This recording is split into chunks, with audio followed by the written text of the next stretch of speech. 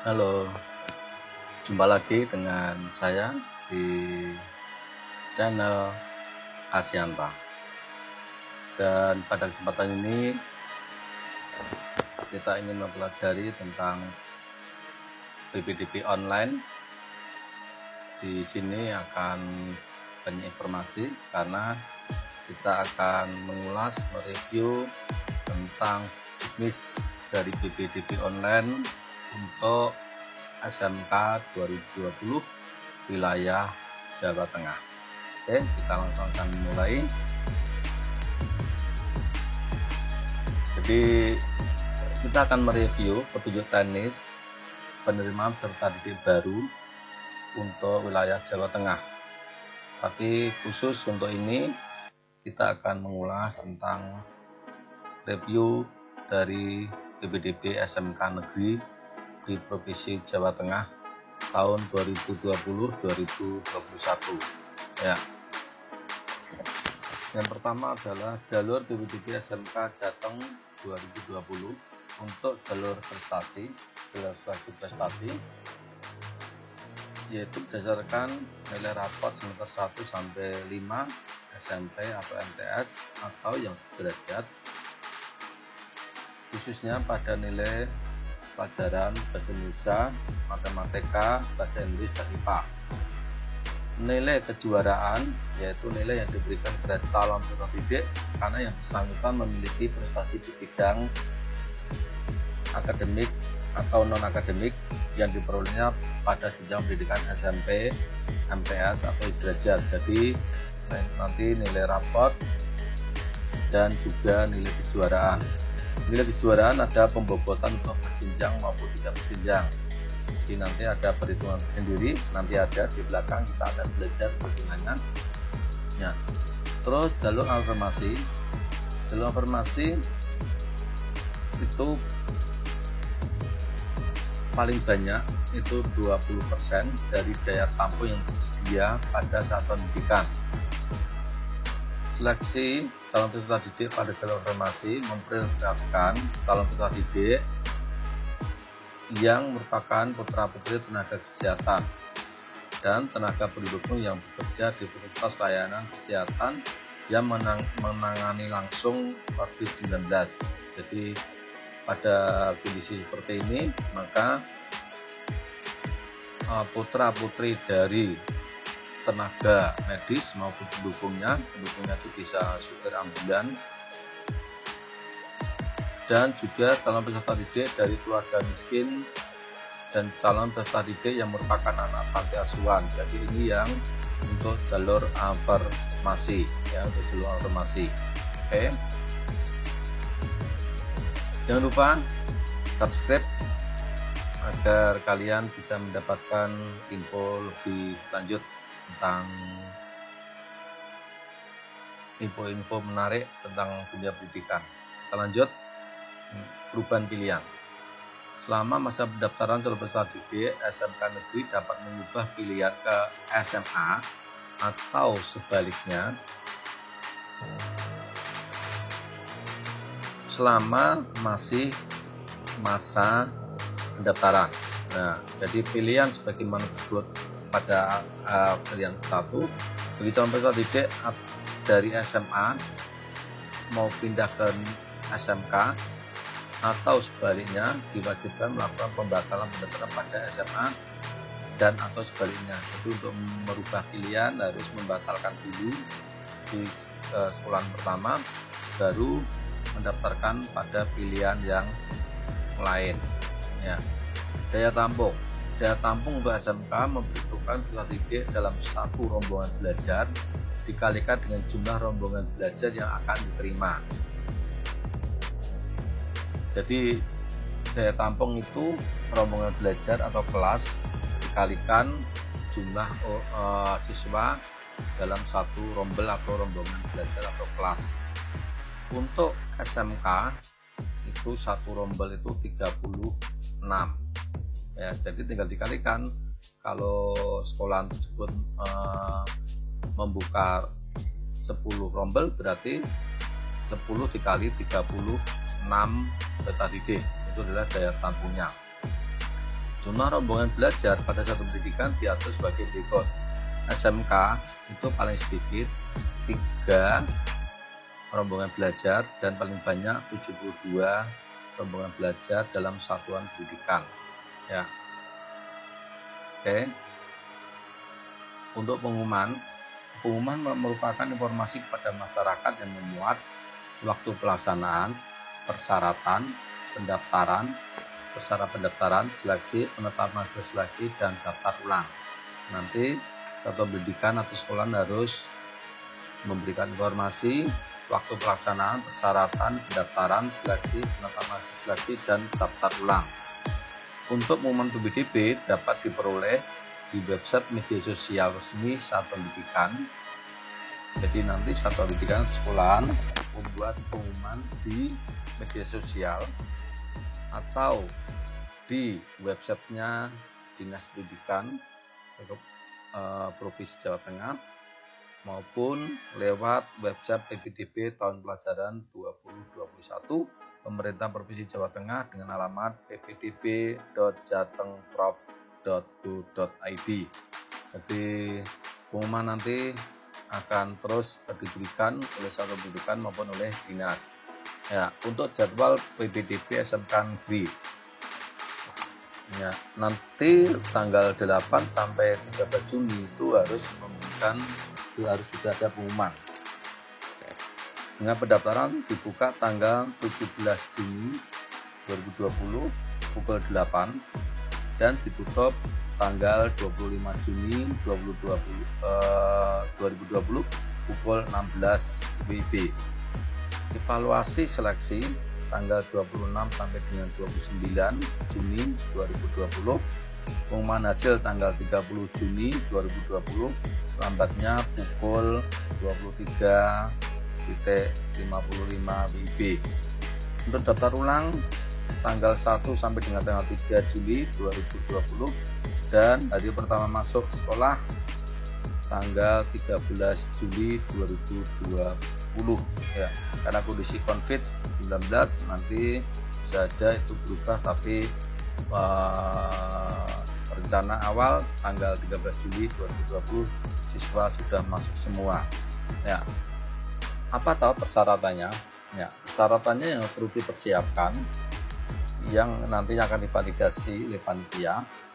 Yang pertama adalah raport SMP maupun derajat, surat keterangan nilai raport semester 1 sampai 5 SMP atau sederajat yang dititipkan oleh satuan pendidikan yang bersangkutan. Jadi surat keterangan, ijazah SMP sederajat atau surat keterangan.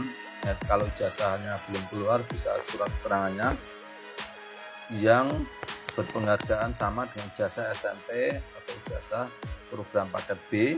Ini yang pakai program paket B, ijazah satuan pendidikan luar negeri yang dinilai dari sama setingkat.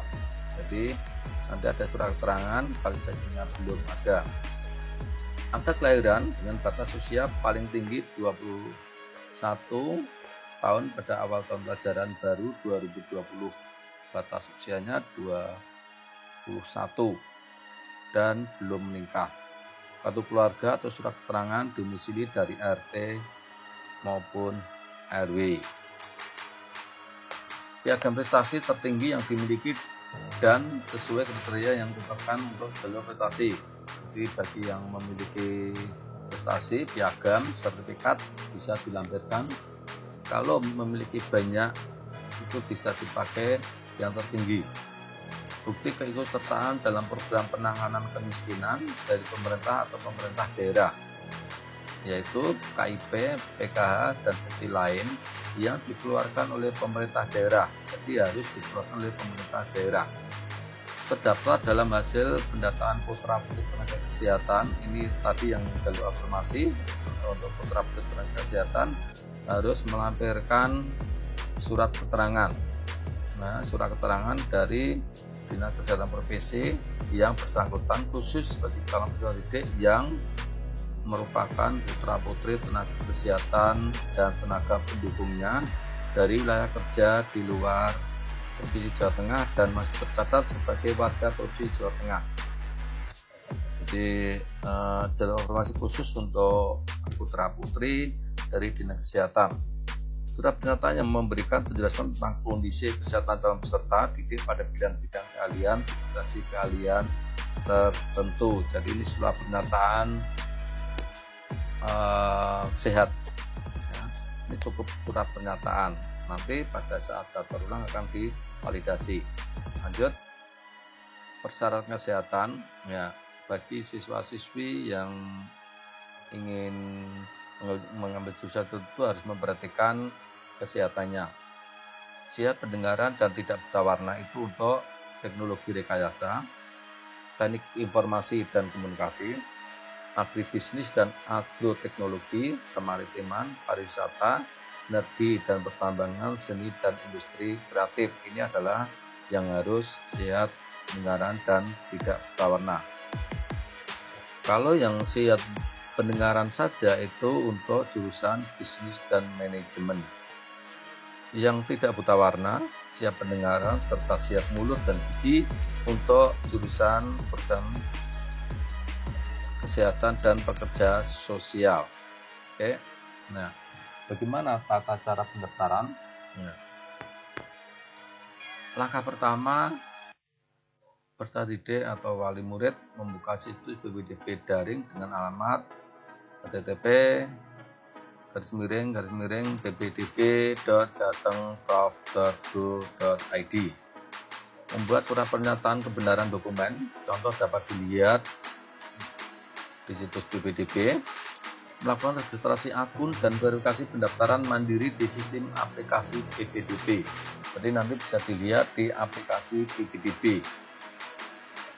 Menginput data pribadi sesuai alur dalam sistem aplikasi PPDB.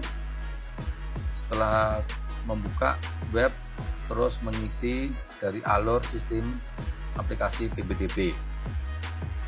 Menggugah surat pernyataan tersebut pada angka 2. Jadi menggugah surat pernyataan ini pada angka 2. Menggugah surat keterangan yang diterbitkan oleh Dinas Kesehatan Provinsi yang bersangkutan khusus bagi calon pendidik yang merupakan putra putri tenaga kesehatan. Ini juga diunggah surat keterangannya ini. Apabila calon peserta didik telah menginput data yang diperlukan, maka akan memperoleh nomor pendaftaran. Nah, setelah menginput nanti akan mendapatkan nomor pendaftaran. Jurnal dan hasil seleksi dapat dilihat pada sistem aplikasi PPDB dengan nomor peserta PPDB. Jadi nomor pesertanya nanti menjadi acuan untuk bisa membuka. Ya. Pilihan pendaftaran SMK. Calon peserta didik SMK negeri dapat mendaftar diri melalui jalur prestasi atau afirmasi. Bisa dua pilihan, prestasi atau afirmasi. Calon peserta didik SMK dapat mendaftar diri pada 3 pilihan kompetensi keahlian pada sebanyaknya 2 satuan pendidikan. Jadi bisa memilih 3 kompetensi keahlian untuk 2 sekolah. Pilihan kompetensi keahlian tersebut dapat dipilih calon peserta didik pada 1 atau 2 satuan pendidikan. Jadi 3 kompetensi dari 1 atau 2 sekolah. Calon peserta didik SMK negeri dapat mengubah pilihan kompetensi keahlian atau satuan pendidikan selama masa pendaftaran. Jadi bisa pindah kompetensi keahlian dalam masa pendaftaran. Nah, seleksinya, jalur prestasi. Seleksi jalur prestasi diprioritaskan nilai rapot semester 1 sampai 5 sederajat dengan pembobotan. Usia yang paling tinggi calon peserta didik, jadi nanti usia akan dihubungkan. Yang jalur afirmasi, apabila jumlah pendaftar lebih kuota 20% karena batas maksimumnya 20%, akan diseleksi berdasarkan putra putri kesehatan, tenaga kesehatan dan tenaga pendukungnya yang bekerja di fasilitas layanan kesehatan yang menangani langsung pasien COVID-19 diprioritaskan diterima untuk jalur afirmasi. Nilai rapot semester 1 sampai 5 derajat ditambah beban nilai kejuaraan. Calon peserta didik yang berdomisili pada wilayah kabupaten kota sama dengan SMK yang bersangkutan, itu yang menjadi prioritas untuk jalur afirmasi. calon peserta didik yang berdomisili pada wilayah provinsi yang sama dengan SMK yang bersangkutan. Usia yang paling tinggi calon peserta didik. Jadi nanti kalau untuk jalur afirmasi lebih dari 20% akan ada seleksi ini ya. Konversi akreditasi nilai akhir SMK ya. Nanti pada penghitungan koin itu akan diberikan dengan dasar sekolahan asal akreditasi A itu nilainya 1, akreditasi B nilainya 0,9, akreditasi C nilainya 0,8 dan tidak berakreditasi nilainya 0,7. Nah, komponen penilaian untuk penghitungan nilai akhir pada SMK meliputi nilai rapot ya, NR itu nilai rapot semester 1 sampai 5 SMP APS derajat, nilai kejuaraan dengan rumus nilai rapot dikalikan nilai akreditasi ditambah nilai kejuaraan. Nah, itu yang menjadi dasar dari konversi nilai ya. Penetapan dan pengumuman hasil seleksi. Penetapan hasil seleksi, penetapan peserta didik yang diterima oleh satuan pendidikan dilakukan setelah proses seleksi dilaksanakan. Penetapan sebagaimana dimaksud pada huruf A dilaksanakan oleh pengelola satuan pendidikan dan diumumkan pada masyarakat yang dibatasi oleh dinas. Jadi nanti ada pengumuman khusus. Apabila berdasarkan hasil seleksi PPDB, sekolah memiliki jumlah calon peserta didik yang melebihi daya tampung, maka disalurkan ke sekolah lain yang belum terpenuhi daya tampungnya dan wilayah zonasinya. Jadi nanti kalau ada sekolah yang kelebihan, maka kelebihannya itu akan dilimpahkan ke sekolahan lain dalam satu wilayah zonasi. Ya. Pengumuman hasil seleksi. Penetapan hasil seleksi peserta didik yang terima diberitahukan melalui pengumuman secara jelas dan terbuka oleh satuan pendidikan yang bersangkutan. Jadi nanti pengumuman hasil seleksi akan diumumkan oleh sekolahan dan juga penetapan hasil seleksi satuan pendidikan dilakukan secara terbuka melalui internet dan papan pengumuman pada satuan pendidikan. Ya, ini diumumkan secara jelas baik mau terbuka lewat internet dan juga pengumuman penetapan hasil seleksi pendidikan berisi tentang nanti dalam pengumuman itu berisi tentang nomor pendaftar, nama calon peserta didik, asal satuan pendidikan, keterangan zonasi, nilai rapot, nilai prestasi, jumlah nilai, dan peringkat hasil seleksi pada satuan pendidikan. Itu nanti akan yang tercantum dalam pengumuman hasil seleksi. Terulang. Peserta didik yang diterima di satuan pendidikan wajib melakukan daftar ulang dan bagi yang tidak melakukan daftar ulang dianggap mengundurkan diri. Jadi ini wajib daftar ulang. Persyaratan daftar ulang bagi calon peserta didik yang diterima adalah menunjukkan kartu pendaftar asli, menunjukkan ijazah asli, surat keterangan yang berpenghargaan sama, lain-lain yang ditentukan oleh satuan pendidikan yang bersangkutan. Jadi segala macam berkas nanti akan diverifikasi pada saat daftar ulang. Ya.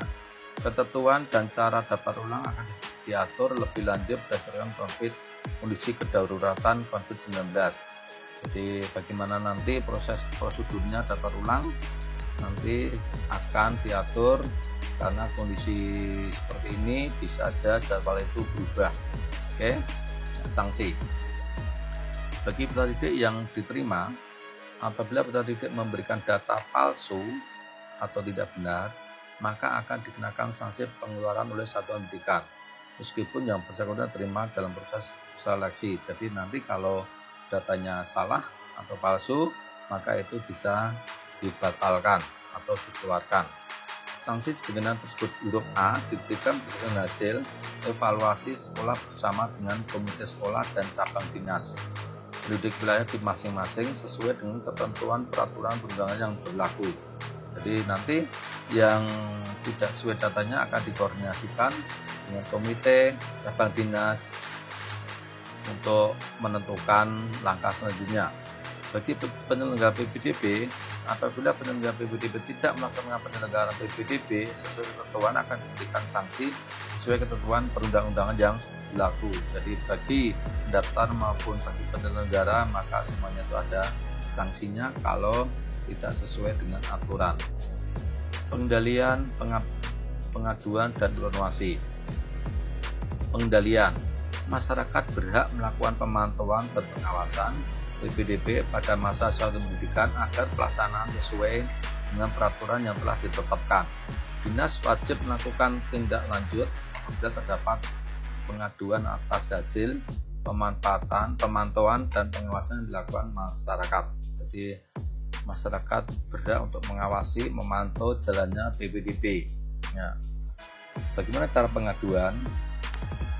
Dinas akan membentuk tim penanganan pengaduan PPDB dengan melibatkan kepentingan pendidikan.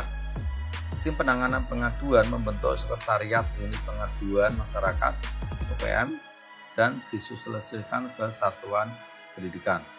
Sekretariat UPM sebagaimana disebut angka 2 berada di satuan pendidikan, kantor cabang dinas, dan kantor dinas pendidikan dan kebudayaan Jawa Tengah. Jadi UPM unit pengaduan masyarakat nanti ada di sekolahan, ada di cabang dinas, ada di kantor dinas Jawa Tengah. Pengaduan masyarakat dapat berupa keluhan, kritik, saran dalam penyelenggaraan PPDB. Disampaikan cara berjenjang mulai dari satuan pendidikan bisa melalui telepon, SMS, email maupun faksimiil. Tidak lanjut atas pengaduan masyarakat secara teknis diselesaikan oleh tim penanganan pengaduan berkoordinasi dengan pihak-pihak terkait dan diselesaikan sebagaimana mestinya. Tim penanganan pengaduan melaporkan hasil penanganan pengaduan secara berjenjang pada kepala dinas. Pengaduan dapat dilakukan ke alamat dan atau nomor telepon email ppdb@jatengprop.go.id atau telepon 024 86041265. Itu adalah alamat untuk pengaduan. Informasi tentang pelaksanaan PPDB dapat diperoleh melalui papan informasi pada satuan pendidikan, cabang dinas maupun dinas. Media elektronik dan internet melalui website resmi Dinas Pendidikan Kebudayaan Jawa Tengah atau media cetak. Jadi informasinya banyak sekali. Oke.